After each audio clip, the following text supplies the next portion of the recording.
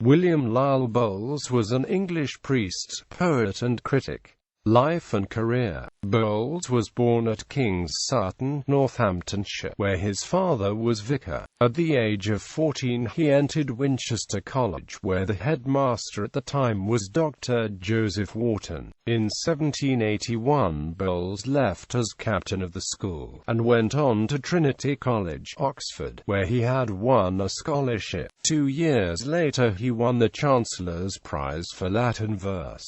Bowles came from a line of Church of England clergymen. His great-grandfather Matthew Bowles, grandfather Dr. Thomas Bowles and father William Thomas Bowles had all been parish priests. After taking his degree at Oxford, Bowles followed his forebears into the Church of England, and in 1792, after serving as curate in Donhead St Andrew, was appointed vicar of Chicklade in Wiltshire. In 1797 he received the vicarage of Dumbleton in Gloucestershire, and in 1804 became vicar of Bremhill in Wiltshire, where he wrote the poem seen on Maud Heath's statue. In the same year his bishop, John Douglas, collated him to a prebendal stall in Salisbury Cathedral. In 1818 he was made chaplain to the Prince Regent, and in 1828 he was elected residentiary canon of Salisbury. Works. In 1789 he published, in a very small quarto volume, 14 sonnets, which were received with extraordinary favour, not only by the general public, but by such men as Samuel Taylor Coleridge and Wordsworth. The sonnets even inform a revival, a return to an older and purer poetic style, and by the grace of expression, melodious versification, tender tone of feeling and vivid appreciation of the life and beauty of nature, stood out in strong contrast to the elaborated commonplaces which at the time formed the bulk of English poetry. Bowles said thereof poetic trifles from solitary rambles whilst chewing the cud of sweet and bitter fancy, written from memory, confined to 14 lines. This seemed best adapted to the unity of sentiment. The verse flowed in unpremeditated harmony as my ear directed, but far from being mere elegiac couplets. The longer poems published by Bowles are not of a very high standard, though all are distinguished by purity of imagination, cultured and graceful diction, and great tenderness of feeling. The most extensive were The Spirit of Discovery, which was mercilessly ridiculed by Lord Byron, The Missionary, The Grave of the Last Saxon, and St John in Patmos.